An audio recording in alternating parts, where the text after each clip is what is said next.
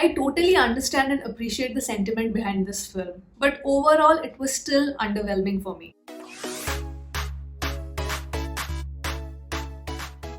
Hi everyone, welcome to I Just React and Review. My name is Ashmita and I hope you all are doing well. And a couple of days back, I watched a 2016 release Malayalam film, Jekovinte Swarga Rajyam on Manorama Max OTT. And I wanted to share my thoughts on it because I feel that is a very interesting movie to talk about.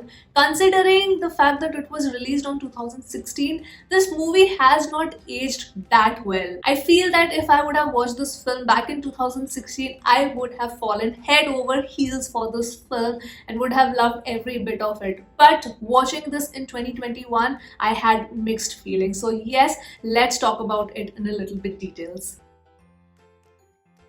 The movie is based on a true incident that happens to a family that is residing in Dubai. Jacob Zakaria is a businessman who has a very positive outlook towards life and is known in the business circle for his work ethics. He has an extremely supportive wife and four beautiful children. Basically, it's a picture perfect family. But this picture perfect happiness is eclipsed when one of Jacob's business partners cheats him of millions and goes completely off the grid, leaving Jacob in a mountain of debt that he needs to repay back to his investors. The backdrop of the story is set during the 2008 global financial depression. From therein, the struggle of this entire family to overcome all of their hurdles is what the storyline is basically about. Now, I honestly did not know until the end when the credits actually started rolling that this movie is based on true events. So, I honestly want to thank the makers for bringing this particular story into light because it goes to show that you might live your life with great principles and you might do right by everyone, but still there are people who would backstab you no matter what.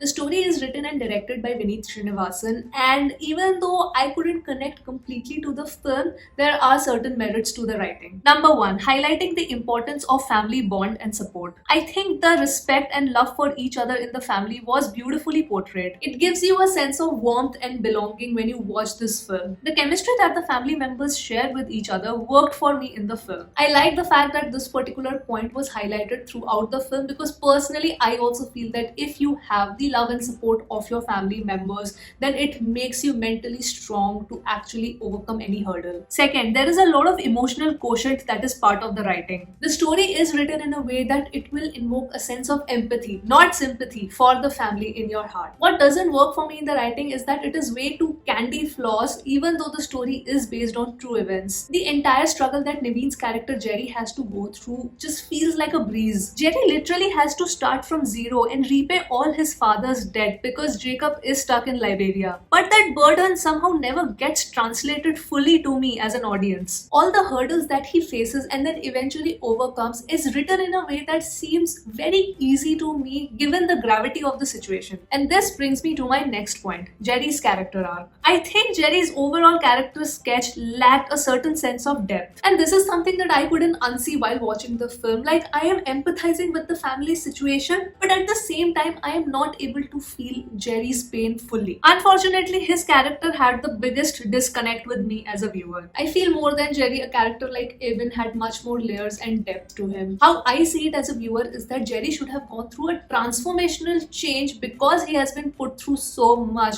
But I never felt that. I think the writing captured the family dynamic aspect correctly, but it failed to capture the pain. Also, I don't know if the translation was correctly done or not by Manorama Max, but there is a scene where an African woman is recording a song with Ibn, and the way she is referred in the film by Jerry sort of took me by surprise because I did not expect a racial slur to be unnecessarily used like that. I mean, honestly, that scene could have been easily avoided. Now, the movie title Jekobinte Swarga Rajyam is actually the name of the travel agency that Jerry reopens in order to expand his father's business. In order to get out of his current debts, he decides that he cannot do just alone with the steel business, he has to expand his father's company. Now, opening another business unit when you're already struggling is such a big challenge in itself, and I think once again here, the writers missed a great opportunity to actually show the struggle that the family would have gone through. Direction-wise, my only gripe is that everything is highly romanticized in the film. Whether it be the struggle, the opportunity that Dubai has to offer. Everything had an extremely rosy picture for me. I do appreciate that Vineet wanted to portray it as a feel-good family film, and he did keep that theme consistent. But this is just my personal opinion as a viewer that I would have preferred a little bit realistic touch to it. Other than this factor, I think the movie is very well directed because it kept me engaged till the end. The music is given by Shan Rahman, and no complaints here in this department whatsoever because I thoroughly enjoyed the music. I really like the background score, and in the album, the song which is based on the Onam festival, I think that is probably my favorite in the entire album. Now, when it comes to cinematography, an important aspect of this entire movie was to capture the life of Dubai. But I honestly felt through the cinematography that the makers were trying to oversell this place to me. The cinematography surely did capture Dubai as the city, but it couldn't capture the city's character, which I think was essentially required in this movie. This movie is an enjoyable watch, and a big credit for that goes to the editor as well. I mean, even though as a viewer I was questioning the scenes, but nowhere did I feel that, oh, I'm getting bored in this movie.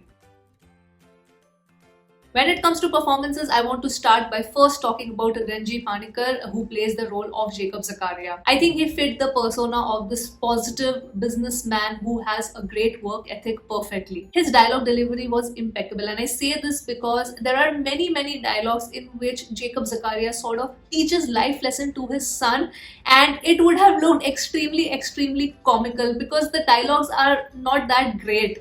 But the way he delivers them, it somehow works. Lakshmi Ramakrishnan playing Shirley Jacob is probably one of my favorite characters in the film. Her and Srinath were probably the only two people, for me at least, who brought a sense of rawness and depth to their characters. Ashwin Kumar, who plays the role of the antagonist Murli Menon, has done a fabulous job. I think he was perfectly cast for the role because by the end of it, I really hated Murli's character. He made me hate him, and that is because of his amazing performance. Then comes Srinath as Avin. He doesn't have much role, but whatever screen time he has, he is so charming and wonderful. Now, it breaks my heart to say this because I love Naveen Pauly so much, but yes, he was the weakest amongst all for me. Of course, the writing is partly to blame, but yes, I wouldn't let Naveen completely off the hook here. But yes, watching this movie made me realize and appreciate how much Naveen has grown as an actor.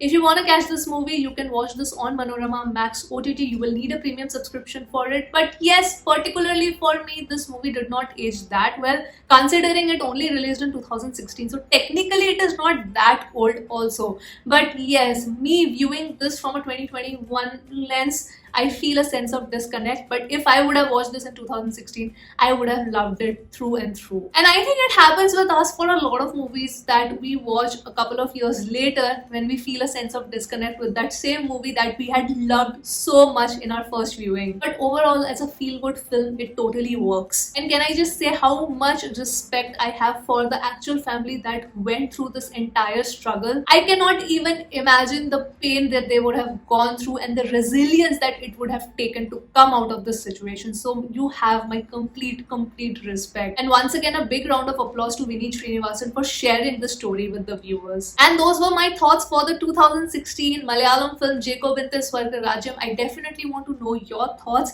The first time when you watched it and after you rewatched it, did something change or not change? I would love to read them in the comments. And yes, that was my review for today. I hope you've come till the end of the video and you have enjoyed this review. I'll see you soon on my next video, guys. Bye bye.